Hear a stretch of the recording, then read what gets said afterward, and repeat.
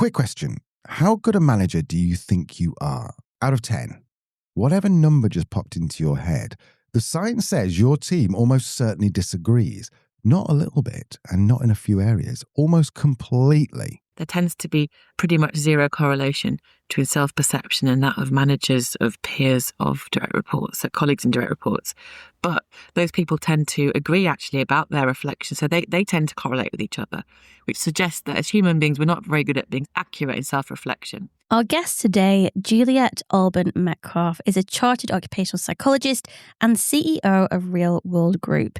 She spent 25 years helping organisations figure out why good intentions at the top produce terrible results at the bottom. And she's got a very specific problem with the tools that most of us are already using. You know that 360 you did last year? Well, Juliette says it might not be the best way to learn anything useful about you or your people. Today we're asking, what's the one tool that can genuinely transform how your whole organisation behaves? And more importantly, how do we use it correctly? Yes, today we are talking about the 360 review, and Juliette tells us we've been using it all wrong.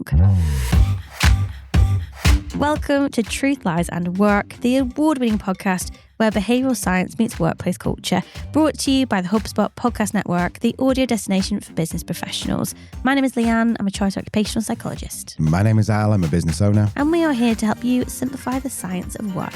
Now, here's something I found genuinely uncomfortable preparing for this episode, because I have been a founder. I did at one point have around 30 staff, and I genuinely believed I was a pretty decent manager because I cared about them.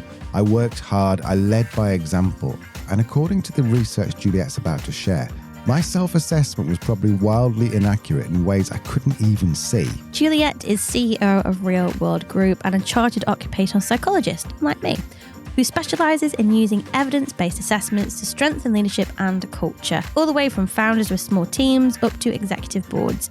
She follows in the footsteps of her mother, Professor Beverly Alimo-Metcalfe, an incredibly influential leadership researcher who founded Real World Group over 25 years ago. So after this short break, we'll find out why the review mechanism sitting in your HR toolkit probably isn't doing what you think it is. See you in a second. So we are joined here by an incredible woman who is following very much in the footsteps of her mother by producing some incredible stuff. I don't want to introduce her because I'm going to make a mess of this. So Juliette, can you tell us who you are and what you do? I'm a Chartered Occupational Psychologist, like your lovely wife, and I'm the CEO of Real World Group.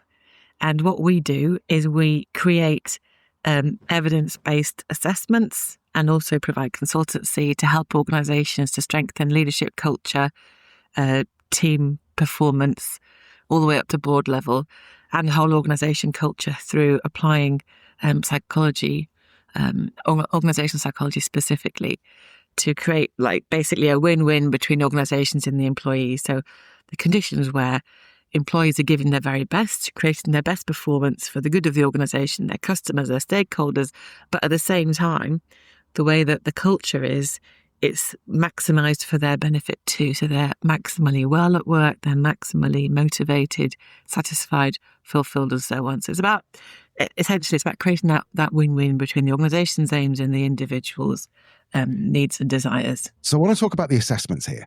I think a lot of people, when they think about assessments, they kind of think of DISC or Myers-Briggs. This is not what we're talking about, is it?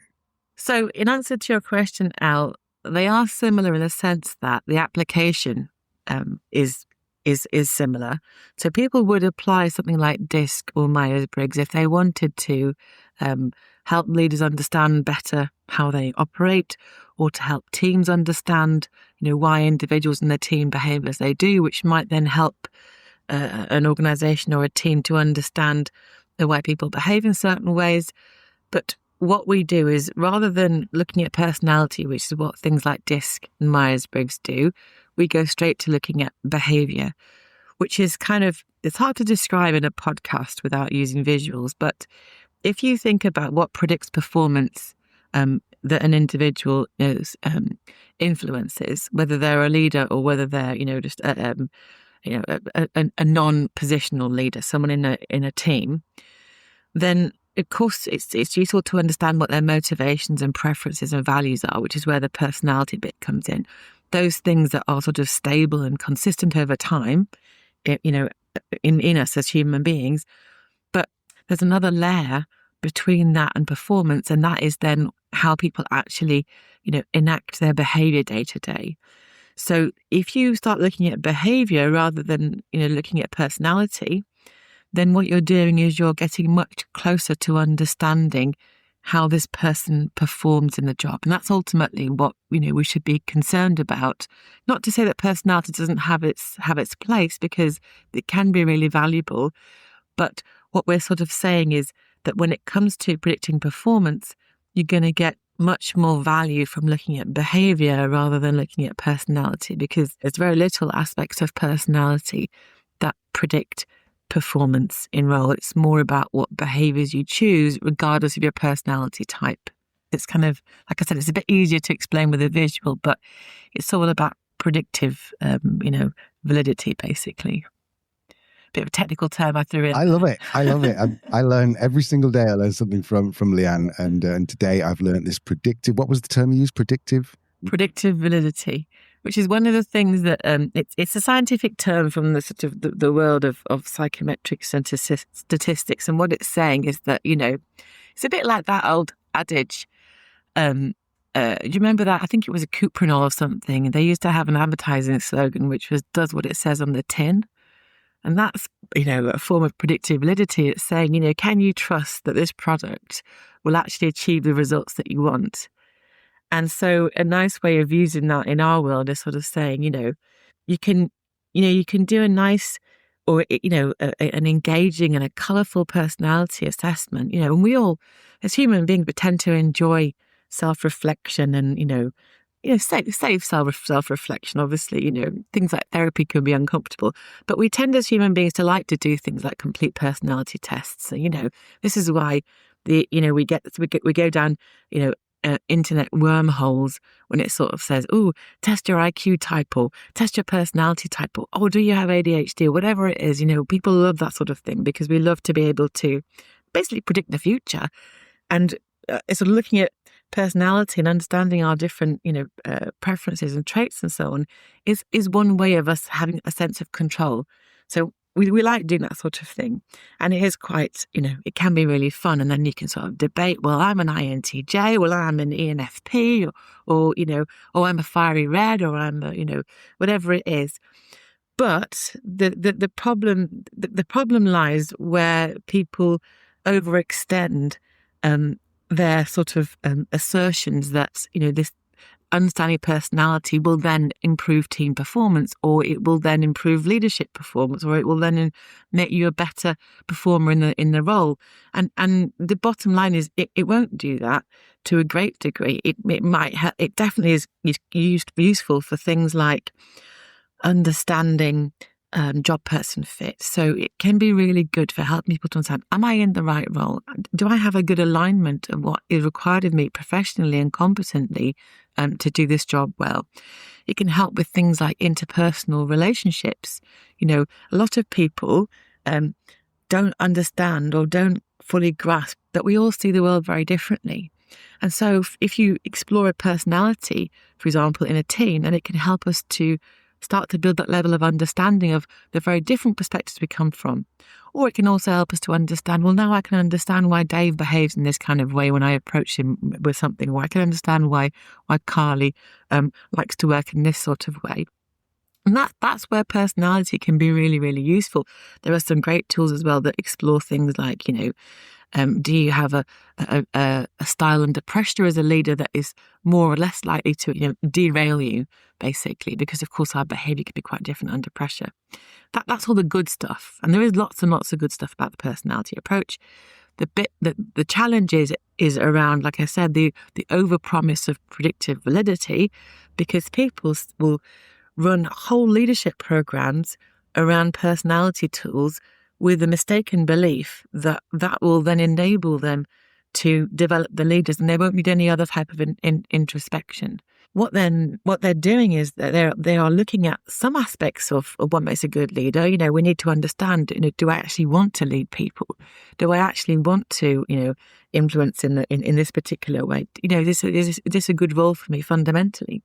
But a very, very large proportion of what it takes to be a good leader And, just to sort of give you a sense of how much, sort of 85% or more is not explained by personality. Whereas if you look at things like, aspects of leadership behaviour, they can predict like 60 or more % of how much people feel motivated in their role, how much they feel satisfied, how much they, feel fulfilled. So in other words, it helps to predict critical parts of leadership, which is all about how do I influence and motivate and engage my people so that we can really get the job done. This predictability is really, really important. You need to know it's about the right tool for the job, basically. That's what it comes down to, and being able to show that what you're looking at really does have an impact rather than just feeling nice or being fun or enjoyable. So we've just heard Juliette explain why personality tools like DISC and Myers-Briggs aren't great in measuring behaviour. In fact, I think Leanne will go so far as to say they're not really useful at all in the modern workplace. And I'll be honest, I think Juliette was being quite diplomatic and polite there. She was much more polite than I am when I talk about said assessment tools.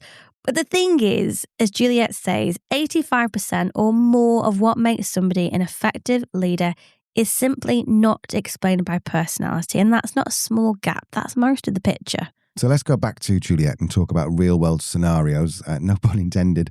I think this is the bit that every founder and leader needs to hear before anything else. So imagine I'm a founder, I've got like 25 people, I've built this business and I don't really know what I'm doing with my people. I know how to build a business, but now I'm an accidental manager. Firstly, what tool in the real-world group do you think that I should go through? And secondly, what would the actual results look like for this fictional founder? The interesting thing about founders is that they've got lots of obviously fantastic things going for them. They've got, presumably they're entrepreneurial. They're likely to be very passionate about what they do. They might have a deep technical knowledge, although that's not always necessarily critical for a leadership role. But of course, it will be probably important for the product or service that they're providing. They've got loads going for them. But what the big gap probably is in self-awareness around how their behaviour is impacting on other people. Sometimes what founders, get challenged by is not understanding when they're being appropriately demanding or overly demanding of other people, or, for example, when they are, involving them appropriately or not involving them. So, people might feel sort of disenfranchised because the founder's making all the decisions. So, that's just a couple of examples. In essence, what's really, really critical for an organization when it moves into, further phases of growth is, do the leaders, especially the most senior leaders in the organization, understand the impact they're having on other people? And are they truly bringing them with them rather than just continuing with this single-minded, vision of what they want the organization to be? Because, so in answer to your question, I would suggest that they would look at a 360, like the TLQ 360, which measures engaging leadership. Because what that will allow the person to do is to get feedback from stakeholders around them. So they might have, for example, they might be so bold as to invite investors to give them feedback in how they lead.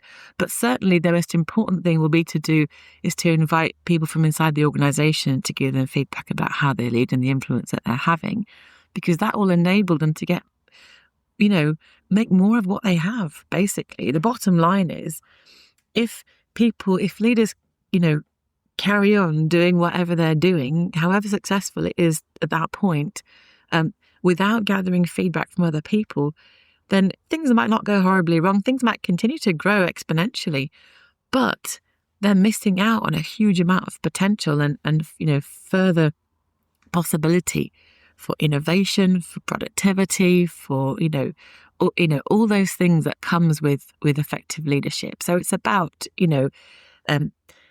gathering 360 feedback, learning from it, understanding what it is that you're doing really well that people love, about your passion and your enthusiasm, and you might be already, appropriately caring, all those kind of involving all those sorts of things, so that you don't stop doing those things as things get bigger and more complex and more demanding.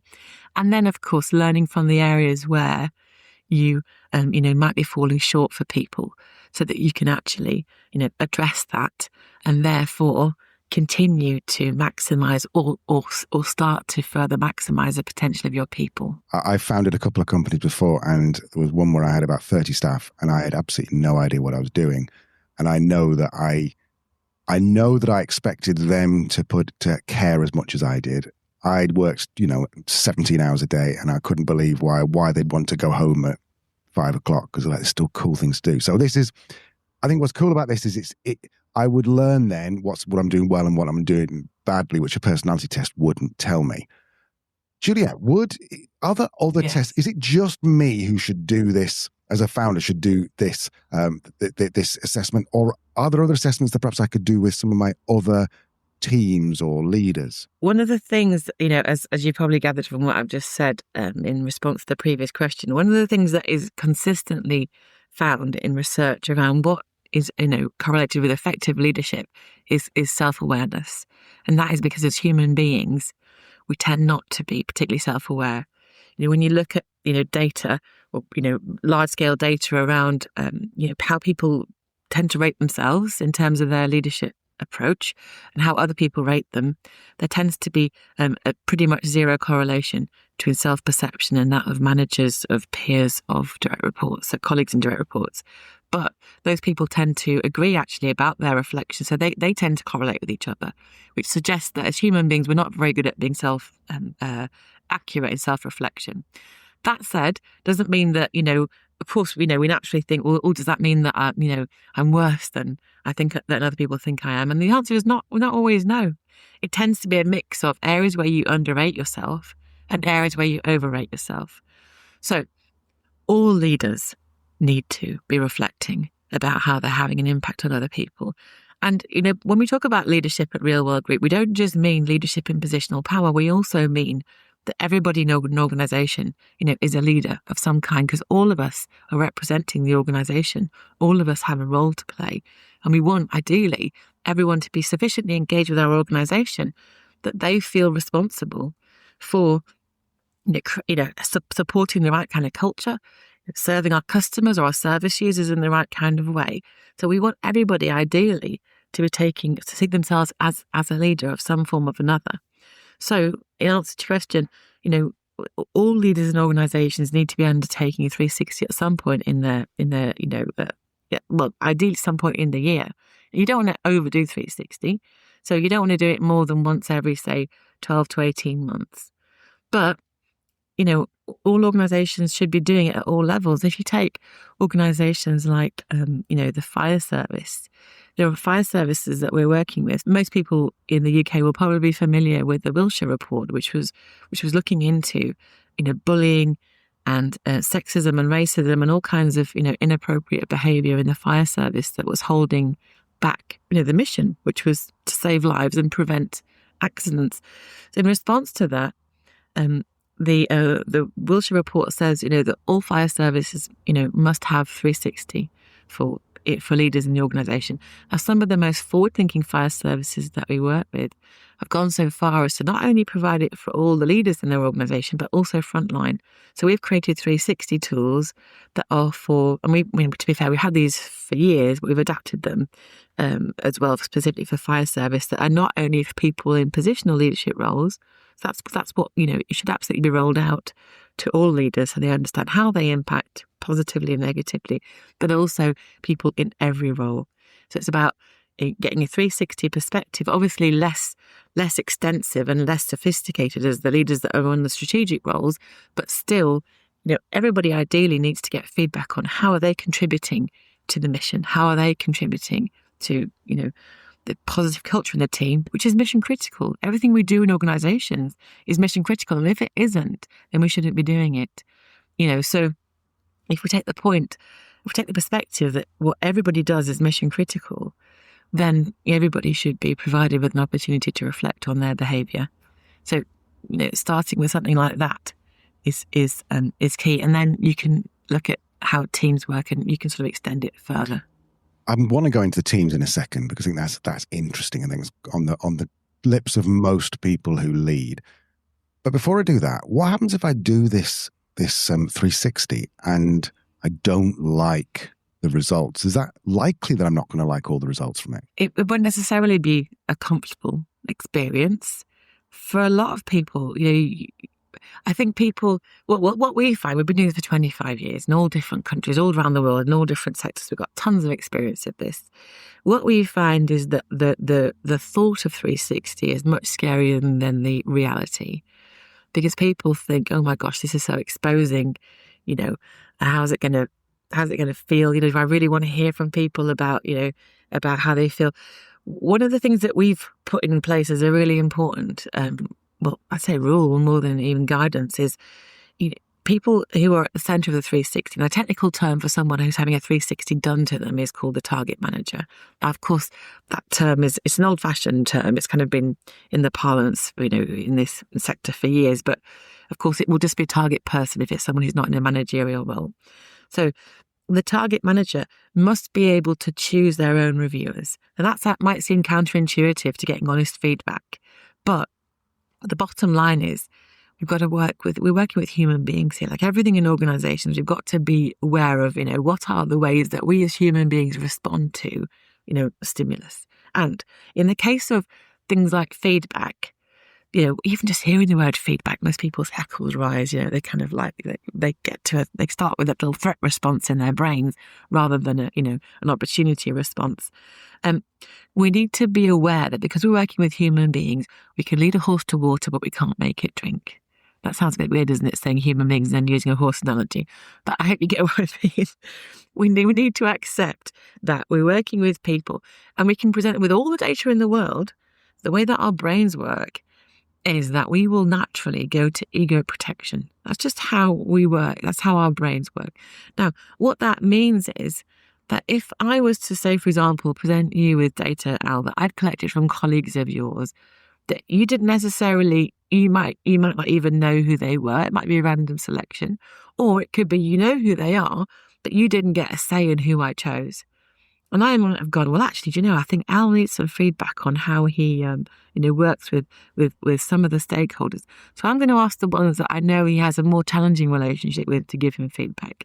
There's all kinds of different ways in which people might select, who's going to give you feedback. But all of the ways in which I do it and you don't get a say in it gives you more and more excuses to say, well, actually, they don't know me, or they don't value me, or actually they've got an agenda that is, not actually in the best interests of me or the company. Or they could say, you could say to yourself things like, well, they've got it in for me, we've never got on. There's all kinds of, cognitive resources you can use to actually reject the feedback. And, that's what your brain will do if it doesn't like what it's seeing. So we need to start a 360 process by saying, look, first of all, we will make it a safe process in inverted commas, which means that we won't use the 360 for performance appraisal. We would strongly advise it doesn't get used for things like, remuneration committees.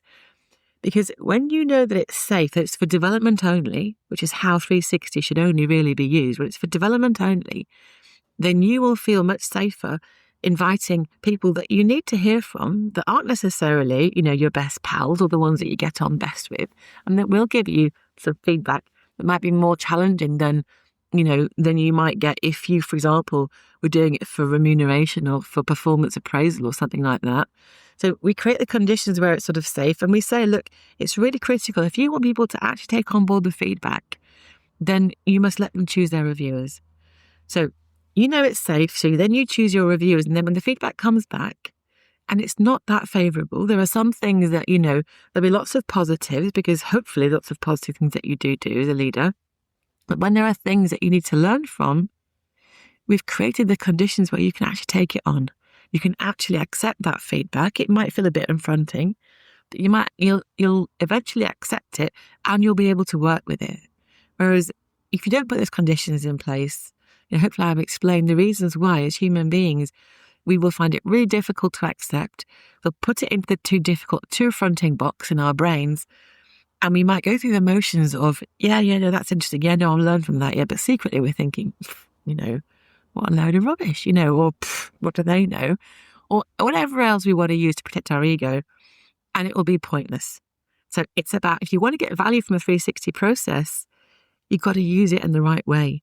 And if you do that, you can achieve huge transformational change in organizations. We've worked with organizations that have really transformed their cultures because they've approached things like 360 and, that wider support in a way that is not affronting, and it's a way that enables people to take it on board.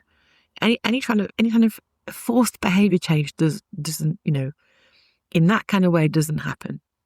Now, I'm not saying that people should be allowed to behave how they want to behave, but if you want to force behavior change, 360 is not the tool to do it with.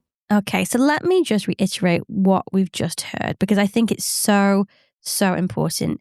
A 360 only works if the person at the centre of it genuinely believes the feedback is safe, development focused, and comes from people they trust.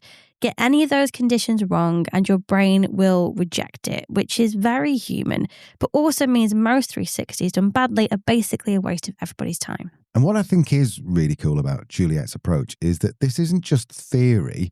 She's seen organisations genuinely transform by doing this properly. So after this short break, we're going to rejoin Juliette, where I ask her to walk us through what that actually looks like in practice, anonymously, of course. Juliette, you just mentioned there that you've seen some massive changes in organisations after using 360s. Now, I'm pretty sure that you can't name anyone, but speaking anonymously, can you give us an example of a situation where an organisation did use a 360 and changed dramatically for the better? So we work with organisations that are, really challenged and ones that are doing really well.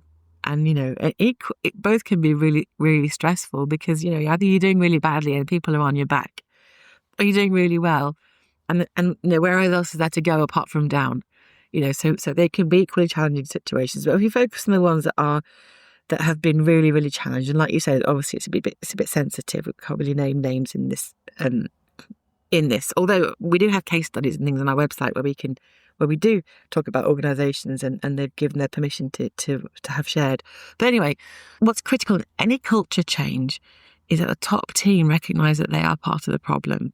One of the biggest barriers to culture change in any organisation is the top team, because those are the people that we know as, organisational behaviour experts or, OD practitioners and so on, or even just from our day-to-day experience as people in organisations, we know that culture lies with the top team so very much. So it's the things that they do or don't do that get replicated throughout the organisation. And when you look at the research around why culture change programs or leadership development programs and so on fail to have the desired effect, the core reasons tend to be the behaviour of the board or the executive team or equivalent in thinking that they're in not understanding that they are part of the problem, in not recognising just how powerful their behaviour is, or, for example, thinking that their behaviour isn't noticed or isn't observed.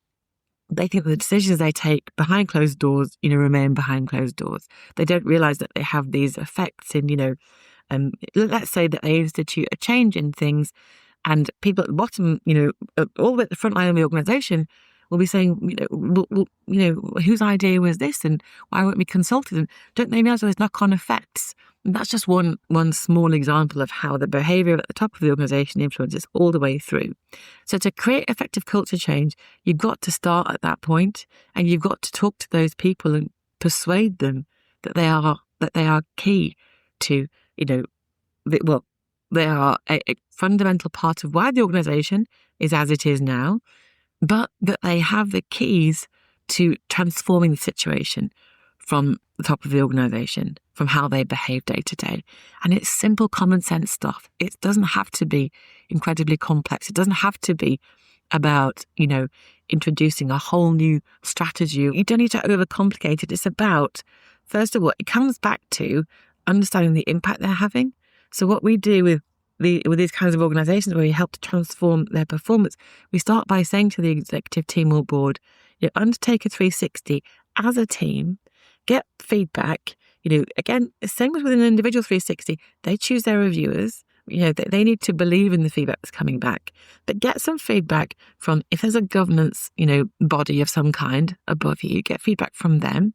If there are partners, strategic partners that you work with or JV partners, whatever it is, get feedback from them on how you're leading and how you're consulting, building shared vision with them, whether you're honest and consistent in your in the way that you behave, all those things that are fundamental to any stakeholder on an executive team, certainly get feedback from direct reports to the board or the executive team about how you lead and the kind of behaviours that you enact and the kind of behaviours that you encourage. For example, boards often, and executive teams equally, often say to us, well, we've told people to be innovative. We've asked, we've said to them we want your ideas and suggestions and to do things differently. Why aren't they doing it? And then you do something like a board 360 or exec team 360 and you realise that the reason is because they've created a culture where when things go wrong, they shoot first and ask questions later. That is coming directly from their behaviour, fully in their control, but having a huge impact on the wider organisation. So that's just one small example again. So it's starting by then getting stakeholder feedback from people in the organisation and outside the organisation, reflecting on that in the context of their strategy, their priorities, their challenges, all those external pressures that they have, and then working to address that, working to adapt their behaviour, whether they're lacking certain competencies in leading, or whether it's the behaviours that need to change, or whether it's how they work as a team or not. Because, of course, one of the big challenges to performance is silo working, isn't it? And that starts from the top too. So, for example, it might be about, them becoming a stronger team. So those are the three things that we look at. We look at engaging leadership, governance competencies, high-performing team behaviours of those top teams. When they've done that work and worked out how they need to lead better and differently together, they then do individual 360, whether they're a non-exec or an exec. And that is really, really critical. I don't want to go off on a tangent, but non-execs need to understand that they have as much influence, not as much influence, but they do have a significant influence on the culture, even if they are non-exec. We did some work for the Australian Institute of Company Directors a few years ago, and they asked us to help create an assessment for their boards. And in Australia, boards are 90% non-execs. You might have a chief exec on the board, but they would be typically invited as opposed to a permanent member. And the Australian Institute recognised that the non-execs have such a powerful influence on the culture. So, which is why they asked us to work with them on this piece of work. But that's really, really important for organisations to understand. And then what you do is you would want to take a culture survey of the whole organisation in one way or another. What is it that people experience from their leaders? What do they experience from their day-to-day leader? What do they experience how do they experience the executive team or board, even if they don't even know who they are? Because we can be impacted by the top team without even knowing who their face is. We wouldn't recognise them if we tripped over them in the corridor. And that, of course, is part of the problem often. But the point is they still have an influence. So understanding they're not doing a blanket approach to development, but truly understanding and engaging the whole organisation in saying, this is how you feel, this is what you've told us how you feel about your part of the organisation. What is it that needs to change? So galvanising their ideas, their suggestions, really listening to people and finding out what is it that will help them to achieve the mission. Not just about serving their needs, but what will help them help the organisation. It's kind of a no-brainer. These are not high-cost initiatives at all. These are low-cost initiatives that basically realise so much potential in an organisation. So you've got your 360, you've got your individual 360, you've got your leadership culture survey, and then you're fully engaged in the workforce and helping to find solutions. And we use things like appreciative inquiry and other techniques to really help to not just problem solve, but go further than that and help to create the possibilities in an organisation. To really, really help them maximise their potential. That's in a nutshell what we do, and that it tends to be different, whether it's a high-performing team, a high-performing organisation, or a low-performing organisation. That tends to be what's not been happening, and then that can have such a transformative effect on performance and people and sickness and all those things that are affected by culture when it's right or when it's wrong. Fabulous answer, and I think it totally explains everything. Can I give you a fictitious situation?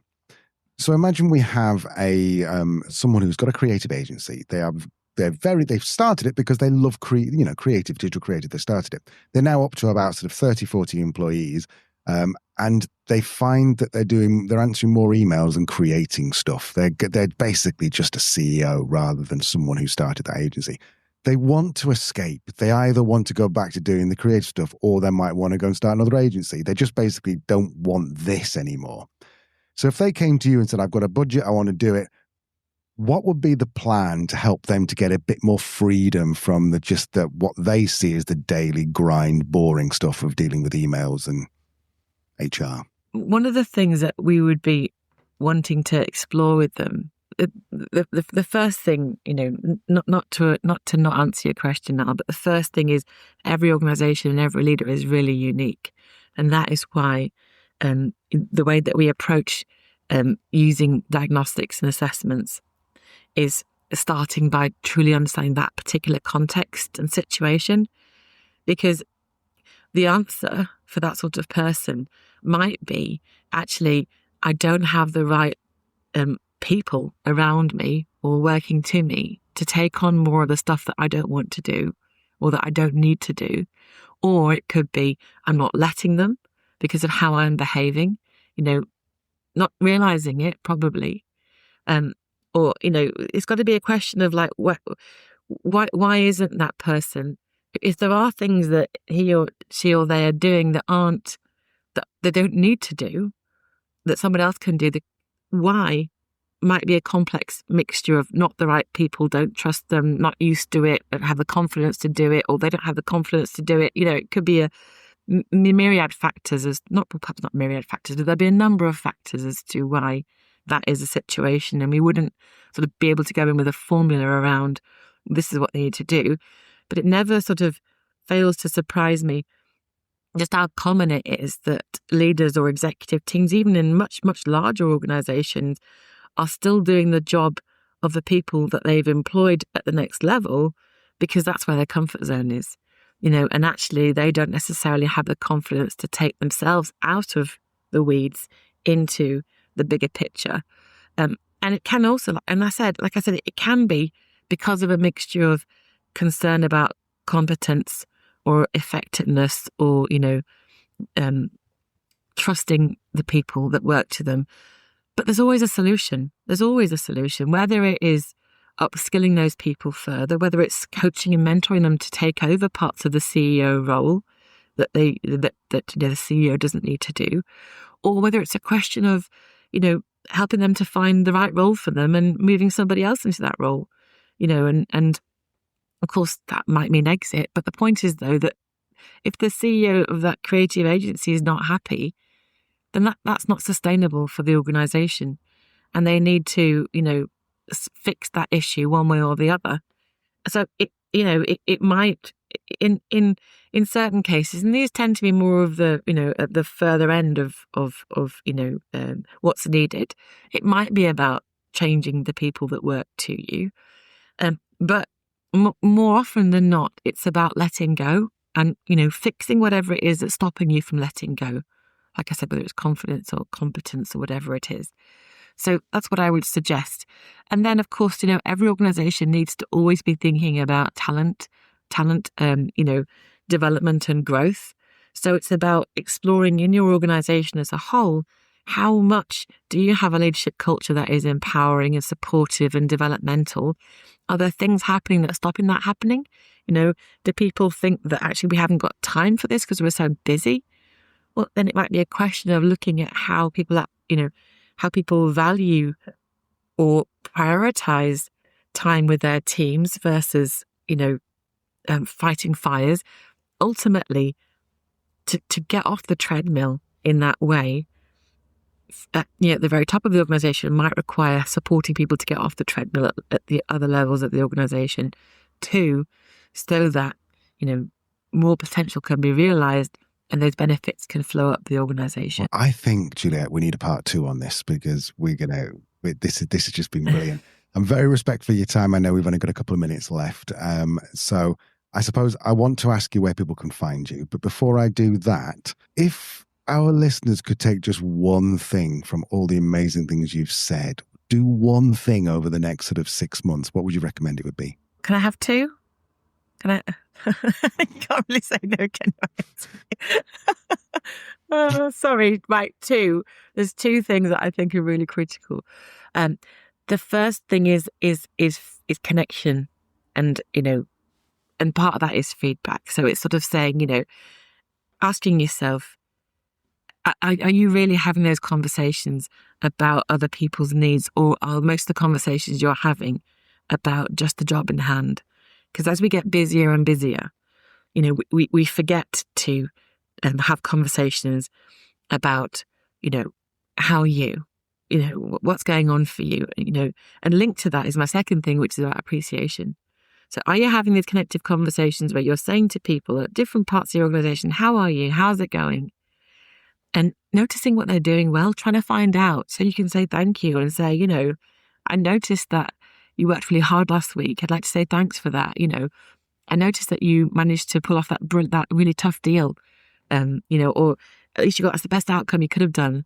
Thank you for that. I really appreciate it, because it's not possible to overemphasize just how much thanks motivates people and gets them to continue giving in the organization. So first of all, make sure that you're having those human connections. Is there anything I can do for you to support you? That's all part of that human connection bit. And then the second bit is, in that, take all the opportunities you can to thank people for what they're doing well. There might be things that need to be addressed. So I've got to stop at 2, so I won't go on further. But yeah, so notice having those human connections and making sure that you show appreciation. Those are the two things that I think when we're as busy leaders, we've got to keep an eye on. If someone's listening and they think, yep, Real World Group is for me, where's the best place for them to go? Well, the best place to go would be to our website, which is realworld-group.com. And I would be just conscious that there are a few companies called Real World out there, and they can seem like us, but they're not us. And we are realworld-group.com. That was Juliette Alban-Metcalfe from the Real World Group. And I came into this episode, I'll be honest, Leanne, thinking I knew what a 360 was. I did not. Well, I'm glad you learned something today, Elle. And I think these are the 3 takeaways I would recommend any leader puts in their little pocket of knowledge. An obvious one, stop using personality tests as your main leadership tool.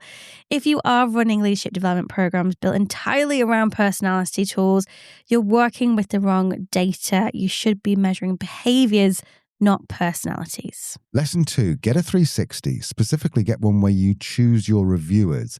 It's used purely for a development, not pay or performance review, and make sure you have a proper debrief to make sense of it. The research is pretty clear. You and your team almost certainly see your leadership very differently, and that gap is probably costing you. And number 3, culture change starts at the very top, and that means you. Juliette made this point brilliantly. The things leaders do behind closed doors aren't actually behind closed doors. Your team replicates whatever they see from you, the good stuff and the stuff you don't even know you're doing. You can find Juliette and the full case study she mentions at realworld-group.com. She was really clear. There are other companies called Real World out there, so make sure it is realworld-group.com. The link is in the show notes. That's the safest place to go. This is Truth, Lies and Work. We will see you next week.